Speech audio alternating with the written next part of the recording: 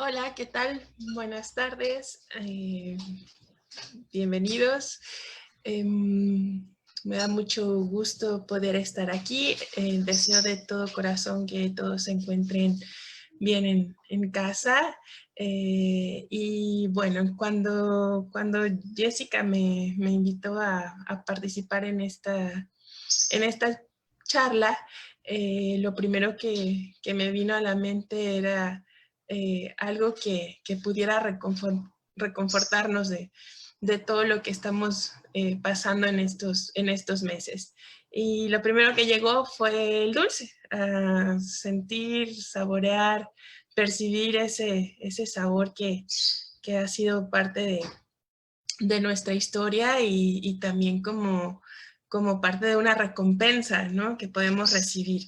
Eh, es algo que tiene muchas maneras de estudiarse, desde la ciencia hasta, bueno, este tema en particular que vamos a tomar, que sería la historia.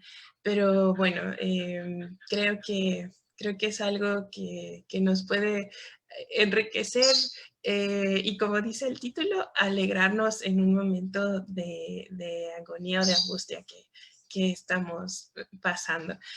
Voy a compartir la presentación. Vamos a platicar dos momentos en la historia del dulce en México. Una que sería el momento del dulce que ahora conocemos como dulce típico, y por otro lado, lo que sería el dulce industrial o el dulce más comercial, pero que también tiene su propia historia y que desde luego ha marcado parte de nuestra usos, costumbres y tradiciones a través del tiempo. Entonces eso es lo que vamos a platicar un poquito en esta charla. Empezaríamos más o menos con esta idea que tiene Sidney Mintz. Sidney Mintz es un autor que trabajó su libro Dulzura y Poder, y él divide en tres momentos importantes lo que sería el uso o el consumo del azúcar y por tanto toda esta industria del endulzante, edulcorantes, en fin. Para él sería un primer inicio a partir del siglo XII, que es la producción un poquito más en forma de lo que es la obtención del azúcar a través de la caña. Es limitado porque está enfocado a la clase alta. Es caro los recursos, tanto el cultivo es difícil por el clima en Europa y la maquinaria. Entonces, por eso se vuelve un poco restringido, y además ahorita veremos los usos específicos que tenía el azúcar en estos tiempos. Después, Mintz se fija en lo que sería un cambio o una evolución en la producción del azúcar a partir del siglo XVIII, casi finales del siglo XVIII, que sería como parte de estas primeras revoluciones industriales, ¿no? Ya hay más manejo, ya también hay un poco más de tecnología que permite el avance tanto en los ingenios, los trapiches, los lugares de producción de la caña de azúcar, como la maquinaria que va a permitir la obtención. Y principios del siglo XX, terminando siglo XIX, principios del XX, ya encontraríamos la idea de un dulce más industrializado. Y sería básicamente a partir de la Segunda Guerra Mundial, el fin de la Segunda Guerra Mundial, que serían los años, mitades de la década de los 40, y a lo largo de los años 50, cuando ya empezaríamos a ver otro tipo de dulcería fabricada o industrializada. Entonces, para hablar un poquito, como el protagonista principal de esta historia es el azúcar y lo que gira alrededor de ella. Entonces, decíamos un poquito científicamente, el contacto del azúcar o de lo dulce, el sabor dulce que registramos primero, entra por la lengua, y de la lengua iría al cerebro. Entonces ahí tendríamos una emisión receptores que están conectándose, producen efectos en nuestro cerebro, un poco de dopamina, que es lo que nos va a dar también ese bienestar al comerlo, y históricamente lo hemos ido vinculando o asociando con alguna recompensa, algún bienestar. Un ejemplo que platicaba era como ir al dentista y después de aguantar la limpieza, que puede ser un poco de tortura, nos va a recompensar con una paleta. Tal vez es un plan con maña, pero pues ha servido a lo largo del tiempo y es una de las estrategias que históricamente también hemos vinculado a esa adaptación o agrado al consumo de lo dulce. El azúcar de caña, como la conocemos, es el mayor endulzante que se utilizaría a nivel comercial en la actualidad, a pesar de que ya hay nuevos productos y sustitutos. Bueno, esta caña de azúcar la registraríamos en la zona de Nueva Guinea, los cultivos más antiguos, y la domesticación o el aprovechamiento del cultivo empezaría en la India, más o menos ahí en el mapita podríamos ver, hacia el año 4500 antes de Cristo. O sea, es uno de los cultivos más antiguos que podríamos encontrar o registrar, y de ahí todo el trayecto que la llevaría hacia la zona de Occidente. Para América, el registro inicia tras los viajes de Cristóbal Colón, entonces a partir de 1492, 1493 ya habría introducción de la caña de azúcar en la zona del Caribe, y posteriormente encontraríamos en la zona de tierra firme o en México, ya vemos ahorita a continuación cómo sería esa llegada tan significativa. La mayor exposición, como brindaba Mintz en un pequeño panorama, sí podríamos decir que es el comercio entre siglo XIV y XV, perdón, 12, 13 y 14, y de ahí lo que encontraríamos con más uso o estabilidad en la zona de España es la producción de la caña de azúcar en la zona de Málaga. El clima es lo que lo permite, y empieza un desarrollo interno que sería como este vehículo que va a permitir que los españoles estén interesados en la producción de la caña para distribuir hacia Europa, principalmente Europa Occidental y parte de Europa Central. Como decíamos, a este momento son recursos más exclusivos, entonces el azúcar no se está viendo tanto como un endulzante, sino más bien como un medicamento. O sea, sí es parte de un sabor dulce, de un sabor grato, que va a cubrir ciertas pociones o ciertas preparaciones que tienen un sabor amargo, que es el sabor que generalmente hemos aprendido a rechazar. Entonces el azúcar lo que hace es cubrir estos sabores y ser un poquito predominantes y hacerlos más gustosos al momento de ingerirlos. ¿Para qué se ocupaba? Principalmente aliviar o curar lo que es la indigestión, falta de apetito, falta de energía, en fin, es como más parte de la farmacéutica o de la boticaria que del uso dentro de una cocina o de una parte de la elaboración específica del dulce. De España, perdón, lo que va a pasar es que va a trasladarse hacia América, como decíamos, primero con Cristóbal Colón, y después, en el caso de la zona de México, lo que hoy es México, encontraríamos la llegada a través de la conquista de Hernán Cortés. Esto es una pequeña descripción de cómo los indígenas están viendo a este nuevo alimento, Para ellos son alimento grande, blanco, que no pesa, como si fuera una paja, parecida a la caña de maíz. Y esto es interesante porque en el México prehispánico la caña de maíz es parte de este sabor dulce o de este endulzante del momento. Entonces es como un comparativo al cual ellos están haciendo relación de los usos parecidos a lo propio, ¿no? De lo que viene de fuera hacia algo que yo mismo reconozco.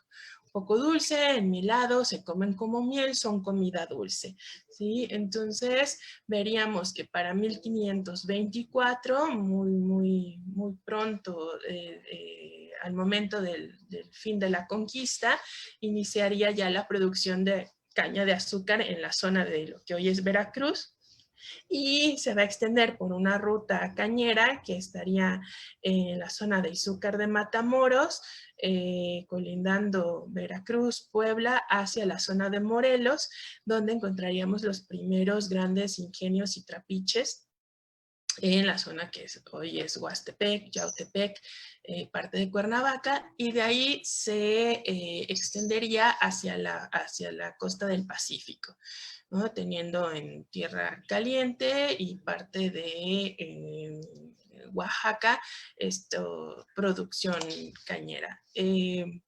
Panela y piloncillo es lo que se podría obtener de estos ingenios en la cocción de la caña, el líquido que sale, el jugo que saboreamos al momento de tomar el dulce.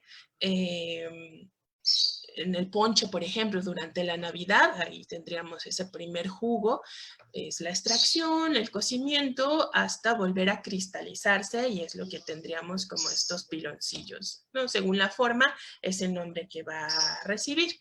Entonces, en la parte de consumo del dulce en la historia de México, tendríamos en el México antiguo la obtención más natural por esta carencia de la caña de azúcar en sí. Entonces, tenemos el uso o el aprovechamiento de hormigas, una hormiga mielera, abejas, sobre todo en la costa del sur, en la península de Yucatán, la melipona, y otra variedad que se llama pipiola. El panal también se llega a utilizar, lleva a cocción y al momento de sacar o extraer el sabor, podríamos decir, de ese panal, se saca y la miel o ese líquido se deja enmielar, se deja una cocción permanente para poderla utilizar. También se utilizan las plantas, principalmente los agaves, el maguey, que tendríamos que es el que más se menciona en las crónicas, del cual obtendríamos parte de la cocción del líquido del aguamiel hasta convertirlo en lo que los españoles llamarían arrope, que es la miel del maguey, y los dulces o las mieles obtenidas de las tunas principalmente. Y aquí podríamos tener una permanencia de esas preparaciones de México antiguo, que sería, por ejemplo, el queso de tuna, que si han tenido oportunidad de probarlo, es bastante concentrado el sabor de dulce que tendríamos por la propia azúcar que contiene la tuna. Otra preparación que, dependiendo la zona de México, es el nombre que encontraríamos, pero es bastante conocido como ponte duro, que es maíz palomero con una miel o con ahora caramelo, un azúcar, se hace esta bolita y se deja endurecer nuevamente. Y lo que daría nombre a esta charla en principio, que es la alegría, ¿no? O ahora que conocemos como las alegrías, y que parte de la utilización del amaranto con mieles o azúcares en la actualidad. En la época prehispánica, este alimento sería conocido como suali, que si tratamos de describirlo, es una masa que estaba realizada con amaranto, posiblemente en algunas celebraciones se utilizara también pinole o harina de maíz tostado, y la miel. Se hace una pasta y esa pasta servía para dar forma a las diferentes deidades a las cuales estaba dedicada la elaboración. Sagún mencionaría el uso de semillas de calabaza, por ejemplo, para marcar los dientes, y el frijol, el ayocote, que es el frijol grande, se llegaba a utilizar para dar forma a los ojos de estos dioses. Ana María Velasco nos explica que, a diferencia o en las jerarquías de esta sociedad del México prehispánico, la alta jerarquía es la que tiene ocasión o el contacto con el consumo de carne humana, y en cambio la baja clase lo que va a tener es la oportunidad o el contacto que sería con el consumo de figuras de dioses hechas con esta masa de amaranto y miel.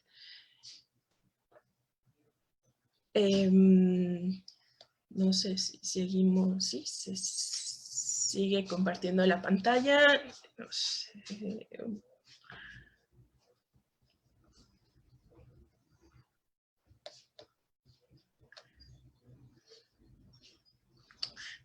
Perdón.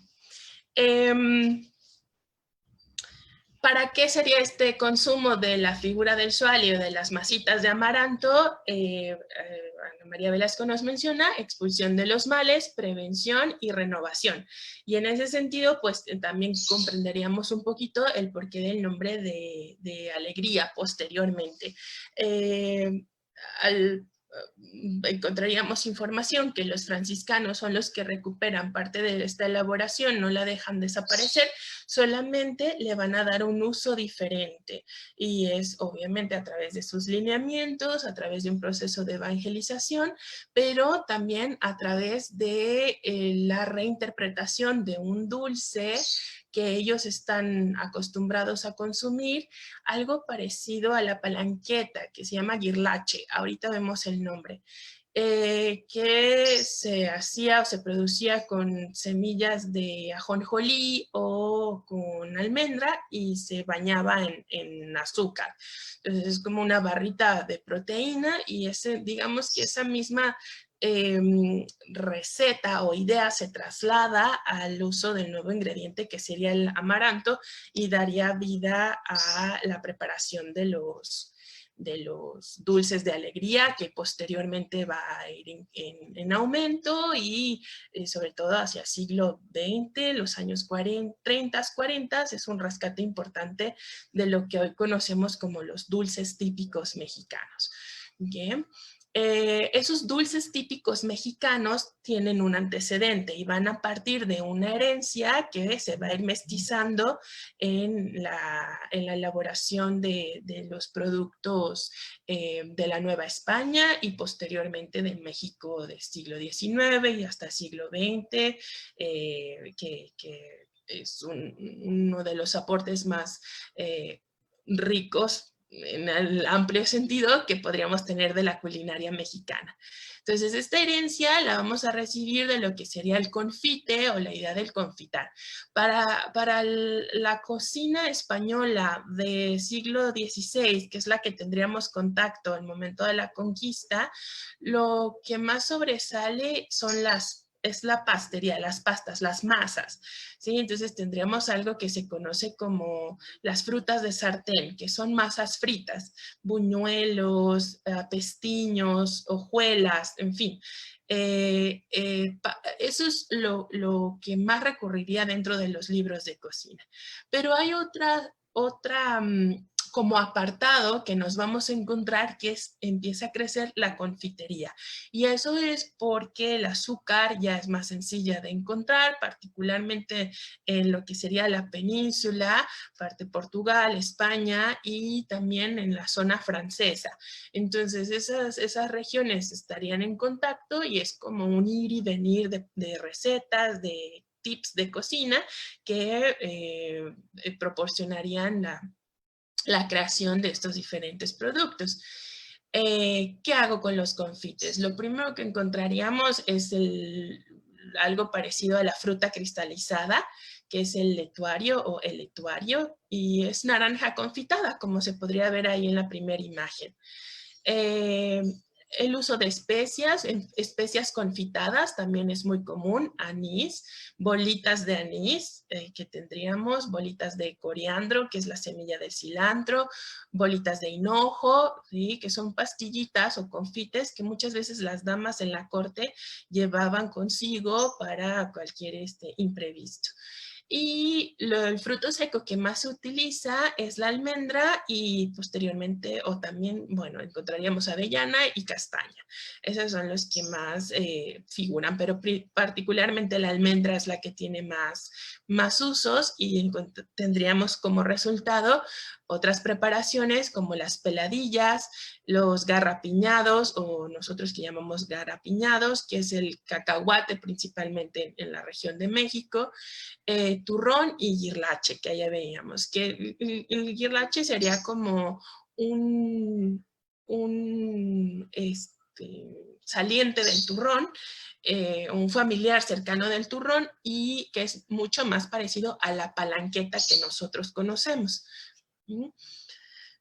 Otro de las preparaciones que nos va a ir dejando un claro mestizaje en la dulcería mexicana es esto que se llama el alfajor, que es muy probablemente de origen árabe, en el nombre podríamos verlo, pero que parte de otro dulce que se llamaba alajú, que todavía existe en partes de la península hispánica, y posteriormente el nombre de alfajor, ¿sí?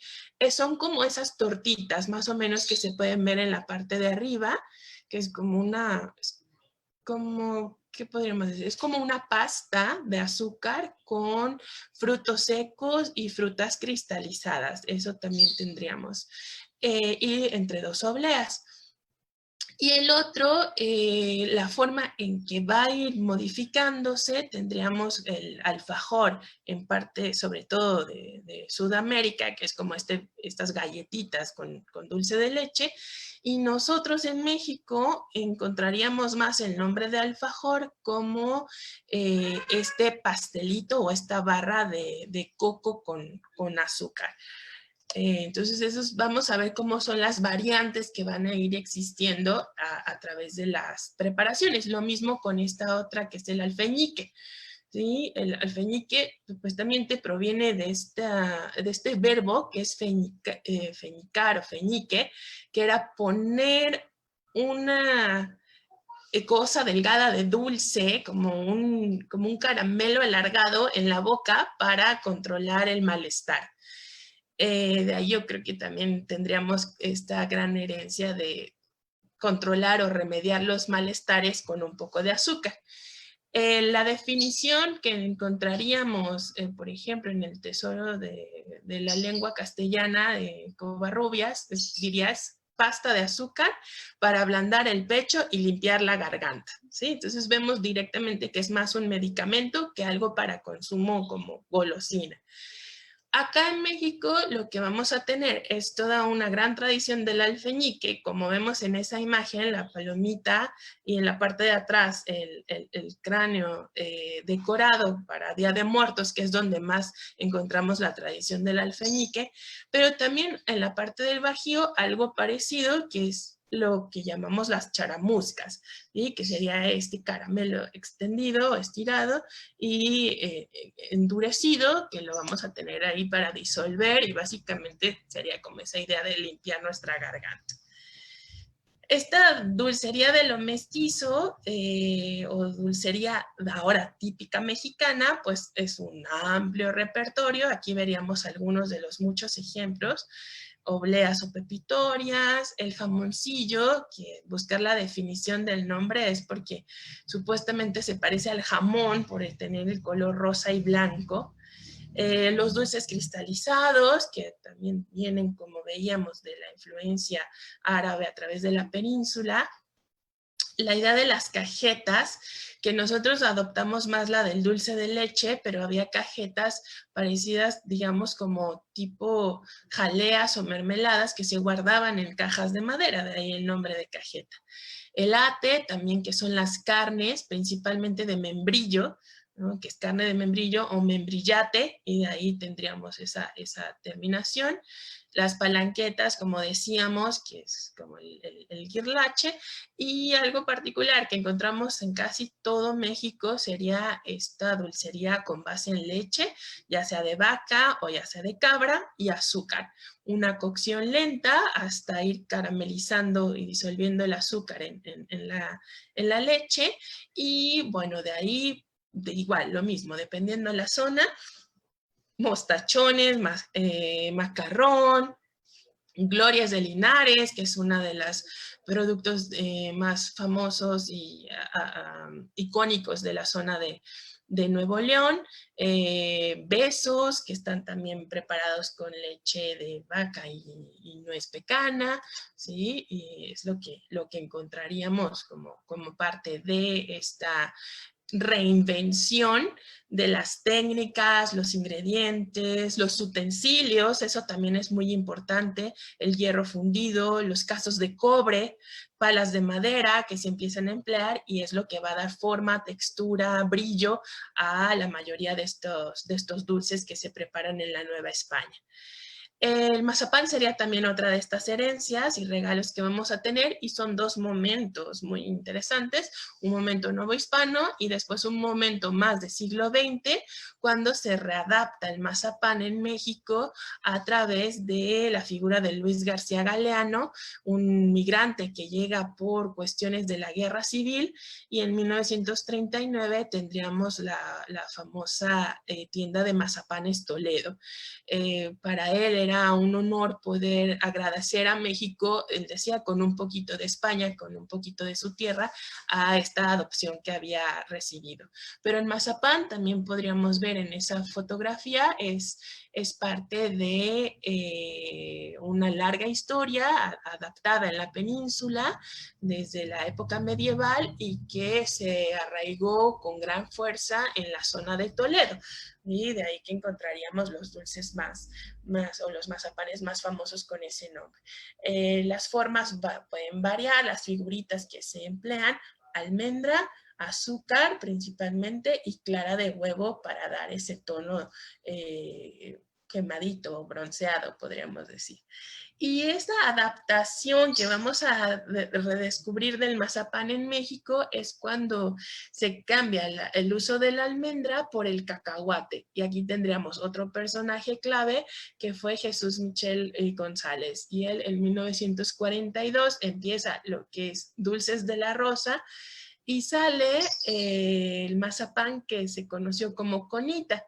Sin embargo, el propio don Jesús dice esa frase: el mazapán es un dulce para el pueblo, y el pueblo fue el que le puso el nombre.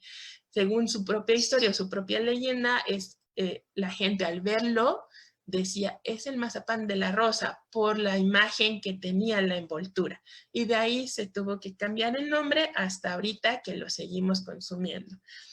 De la Rosa no solo se queda con el uso del cacahuate, sino que también entra en el uso del tamarindo como otro tipo de fruta adaptada al sabor entre ácido, dulce y picante por el uso de chile, sabores que contrastan.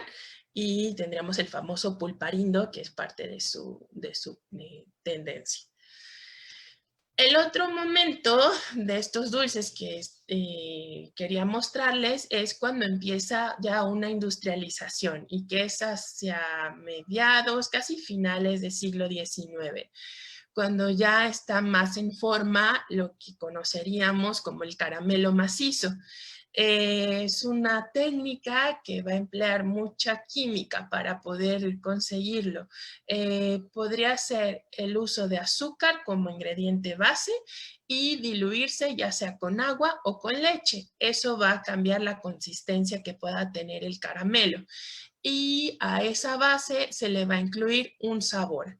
Generalmente el caramelo con base en agua es el que más presencia vamos a tener en México.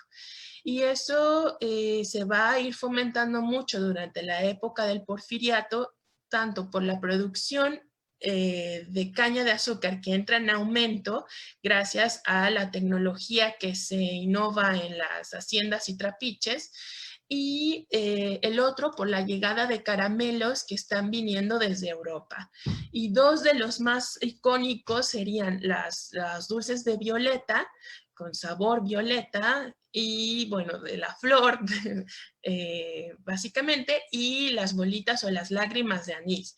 Ya no contienen la semilla del anís tostada, sino que más bien es un líquido o un licor que daría esa característica tan, y yo creo, entrañable que tenemos de relacionarlo con este dulce, ¿no? Al momento de morderlo, sentimos ese líquido de sabor y bueno, su relación con el lagrimeo.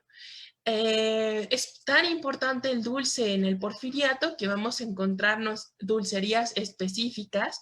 Ahí tendríamos 4 ejemplos: la imperial, dulcería francesa, Ambrosía, y también vamos a tener el de Verdún, que ahí está un anuncio publicitario del periódico donde podríamos tener, ¿no? Que es lo que está: la pastelería, dulcería de los helados y chocolatería también, que empieza a ser otra rama que podríamos incluir como esta gran familia de dulces. En esta ocasión nos vamos a quedar con el caramelo macizo. Y en México tendríamos ya la gran industrialización a partir de 1939, con una empresa muy importante que es La Giralda. Y de ahí yo creo que la mayoría de nosotros reconocemos todos estos dulces en una visita al mercado o en la parte de las colaciones de las navidades o de las posadas, y estas gotitas de hierbabuena o de anís, tamborcitos, flores de grosella, y la otra confitería, que serían los corazoncitos perfumados. Entonces, esto yo creo que además de hablarnos de un progreso de industrialización en el mercado culinario, también es un rasgo de identidad que ha marcado a muchos mexicanos desde los años 40 hasta nuestro presente. Al mismo momento tendríamos la otra marca muy también reconocida y como parte de nuestra tradición. Creo que los eslogans son lo que más nos ha marcado, ¿no? Caramelos o dulces de La Pose, por su calidad y sabor, se reconocen. Y es este clásico de la pasita o uva pasa dentro del caramelo saborizado, o los caramelos con licor, que también podríamos encontrar.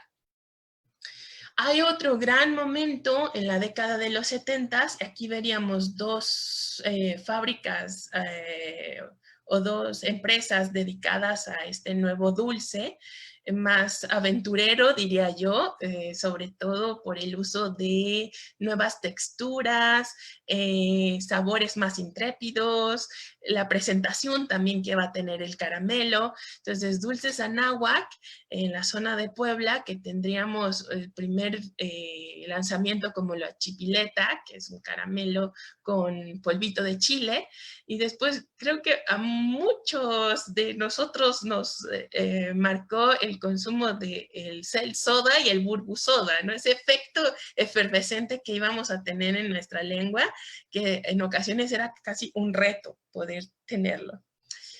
Y la otra empresa que sería Dulces Vero, igual un anuncio bastante icónico que logré encontrar. Y la presentación que vamos a ver, las manitas, los elotes enchilados, los corazoncitos de la suerte, la cervecita, en fin, ¿no? Teniendo también como estos toquecitos de acidez en la preparación o de chile que lo marcaría. Otro gran dulce icónico que podríamos encontrarnos creo que es la Tutsi, ¿no? Como hemos aprendido a llamarle. Y esa es una incorporación también que vamos a tener de un producto que viene del exterior. Es una empresa que nace en Estados Unidos a finales del siglo XIX y su primer producto estrella es el Tootsie Roll, este chicloso. En México se llega a conocer, pero quien más éxito va a tener sería la Tootsie y las chupadas que tendríamos que dar para llegar al chiclocentro. Y las navidades también, que no dejarían de ser sin la Tutsi bota navideña, que siempre encontraríamos, ya sea con Santa Claus o con los Reyes, ahí esperándonos a despertar y parte de nuestros regalos. Y para la generación de finales de los 80s y los años 90s, creo que también este sería un icono importante, que es los dulces Sonrix, el maguito Sonrix. Y aquí ya veríamos una faceta también diferente donde se experimenta más, no solo tengo caramelos macizos, sino que voy a tener el uso de frutas. Recuerdo un dulce que era muy querido por mi hermana y por mí, que eran las abejitas, que era como una jalea muy, no sé, muy líquida, muy especial que tenía el Sonrix. Era como nuestro premio, ¿no? De domingo juntarlo para comprar abejitas.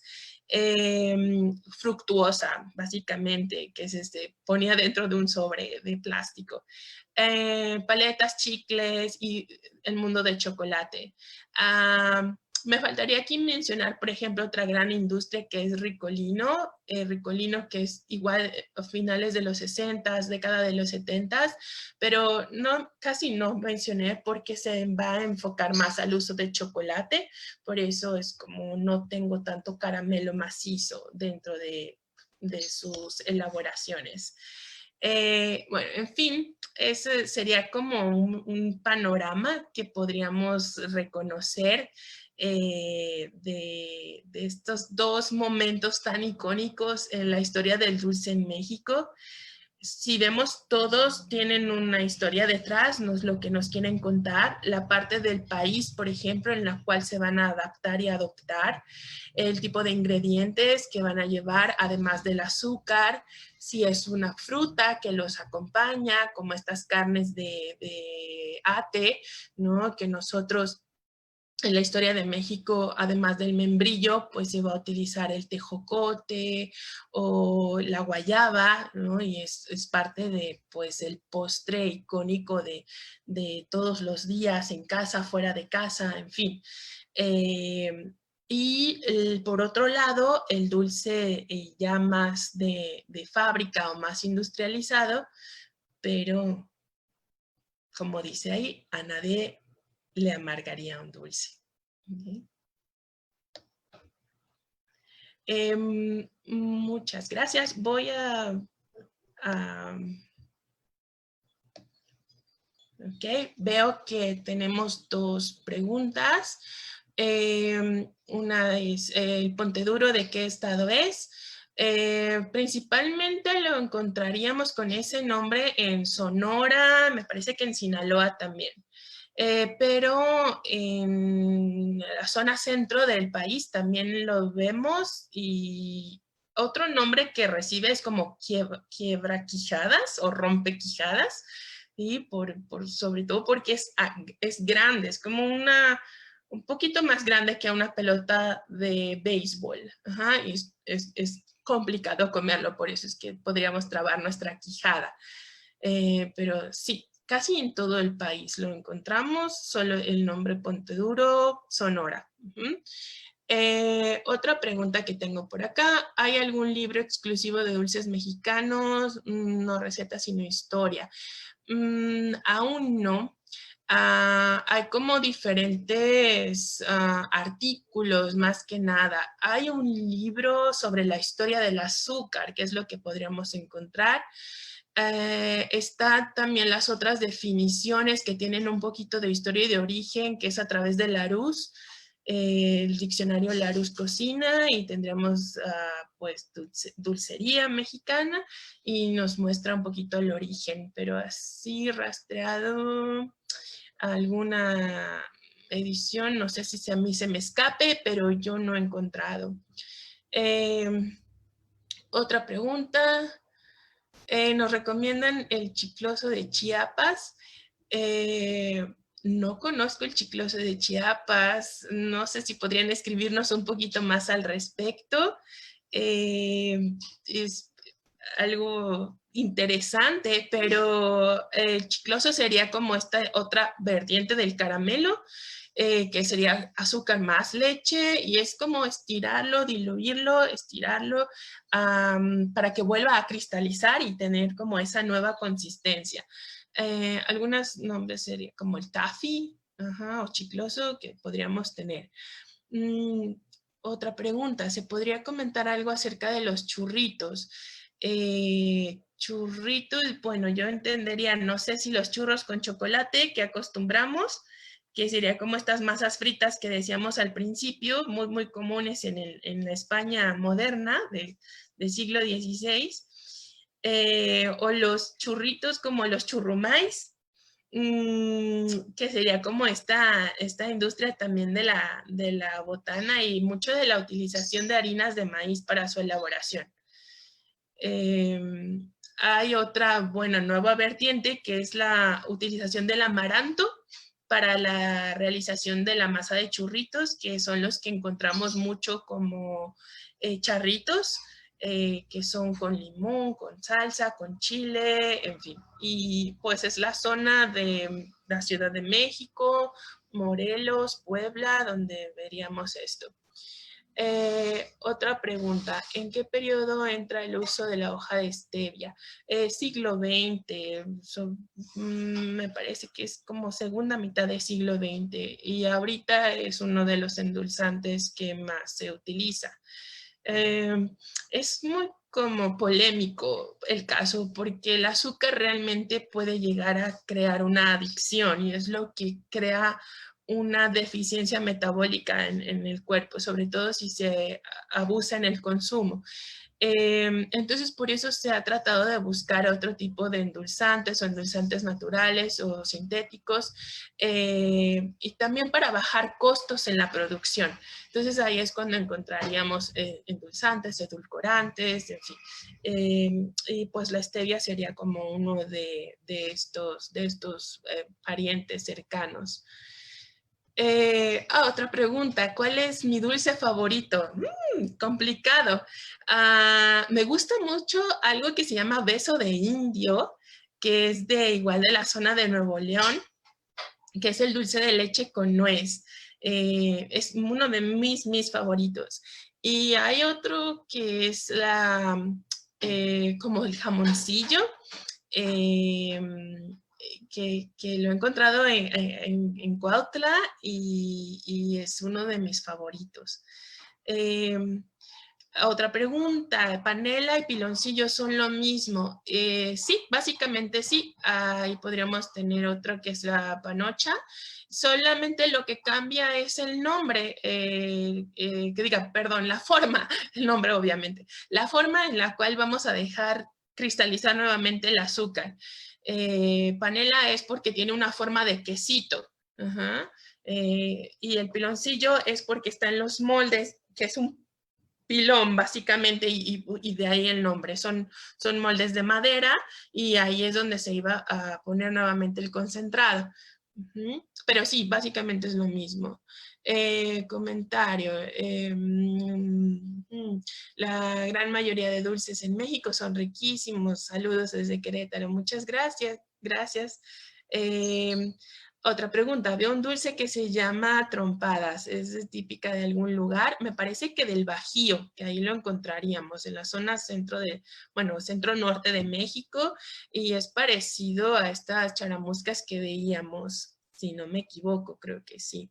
No, digo, no me equivoco, creo que estoy correcta en lo que digo. Pregunta, ¿podríamos hablar del origen del chicle? Chicle, sí, es, bueno, básicamente es la savia del árbol del chico zapote y los mayas son quienes lo empiezan a trabajar.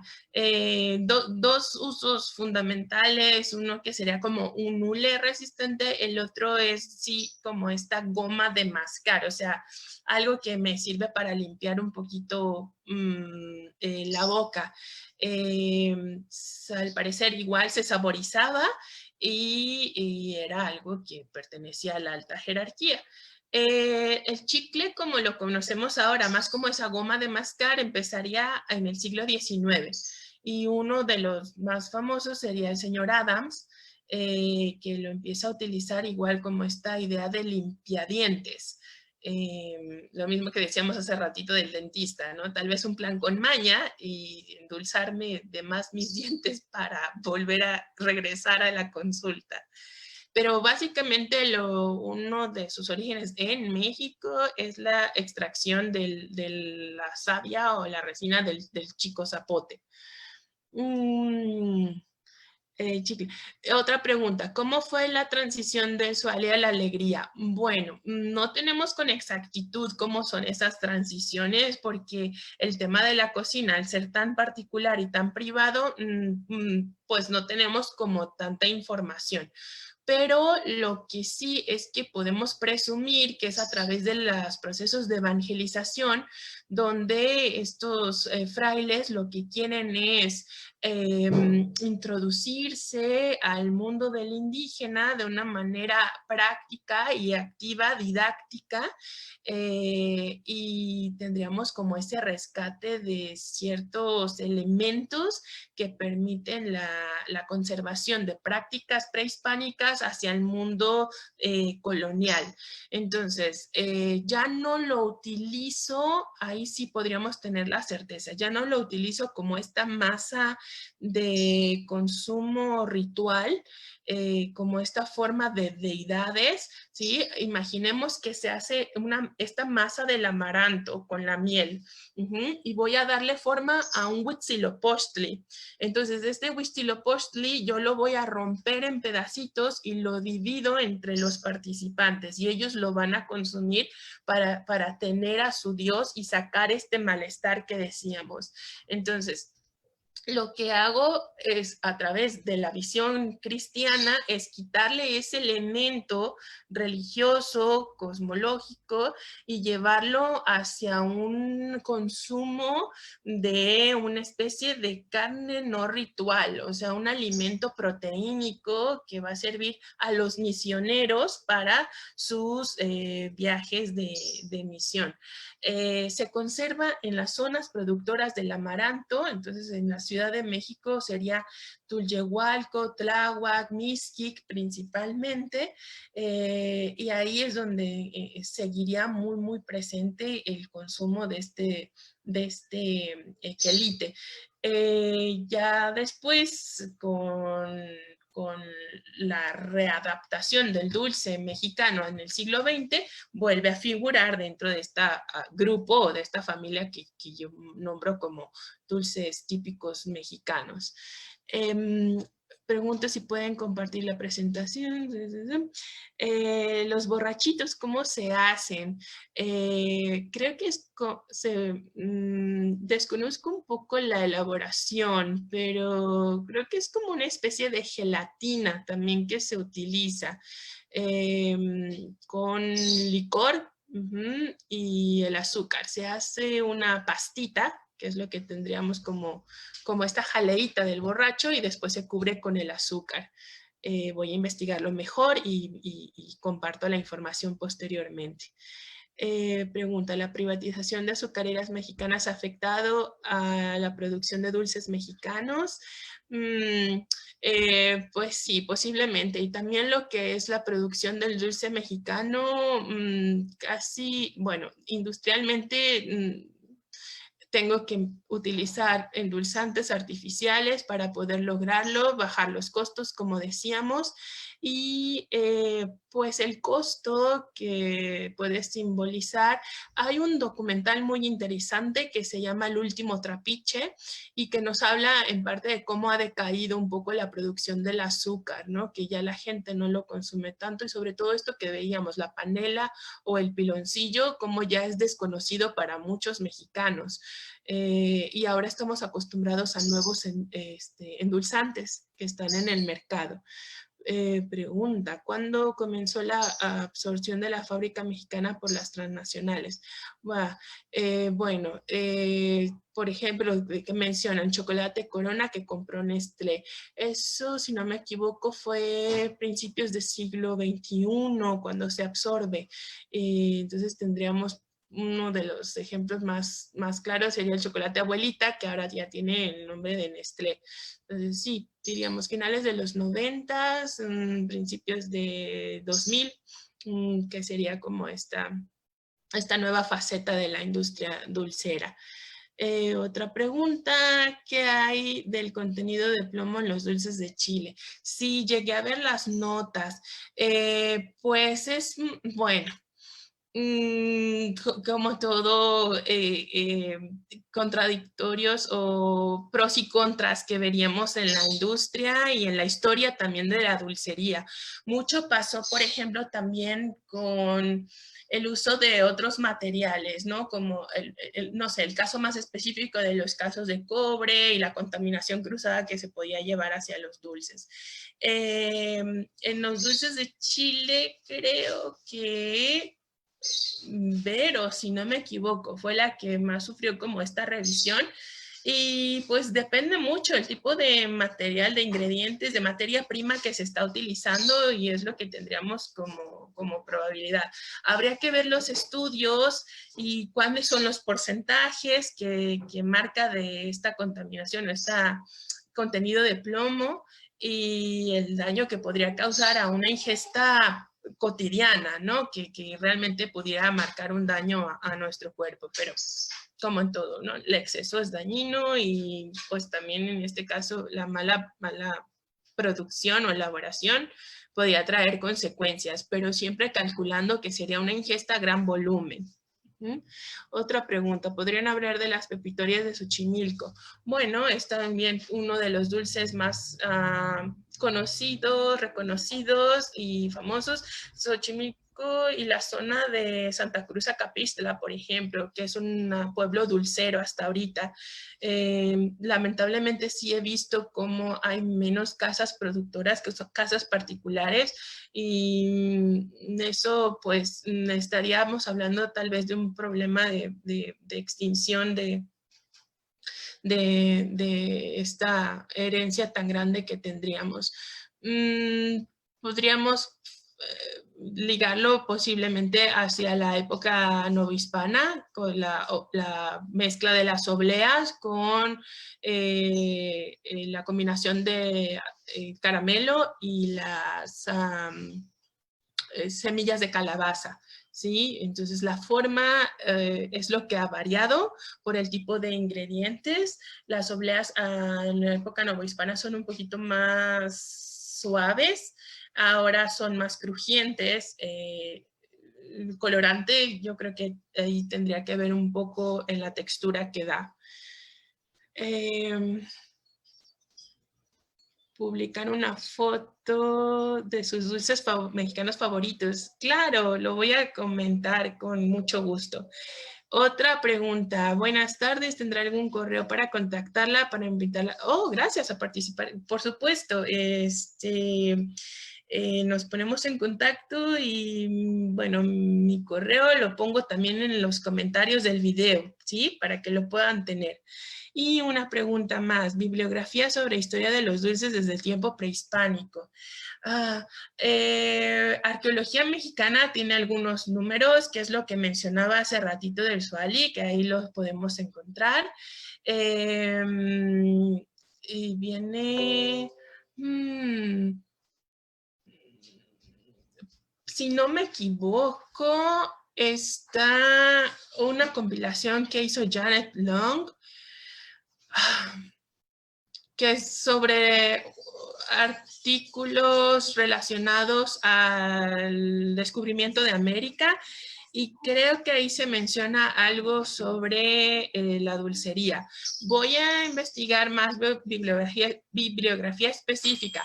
Es que, digamos, hay más como de divulgación. Entonces, Fundación Herdes, Clio sacaron también una colección que son los dulces hábitos, entonces ahí tendríamos.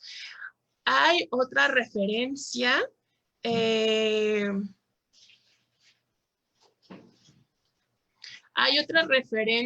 de dulcería mexicana en un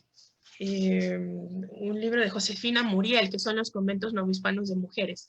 Y ahí se mencionan algunos dulces que acostumbraban a prepararse en los conventos, de empanadas de camote, por ejemplo, en fin. Por favor, los voy a invitar. Yo ya les compartí cuál es mi dulce favorito, entonces ahora ustedes compártanos cuál es el suyo.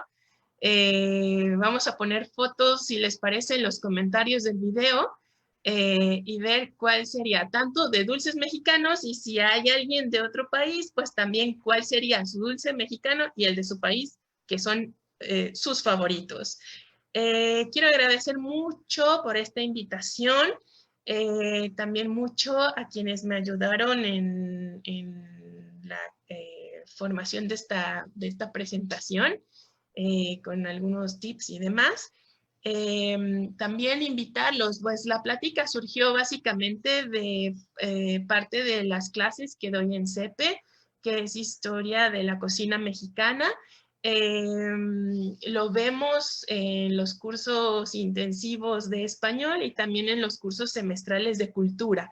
Entonces, pues les dejo la invitación para que chequen cuáles son los cursos que están en la página de CEPE, para que puedan tener una opción este verano o el próximo curso de otoño.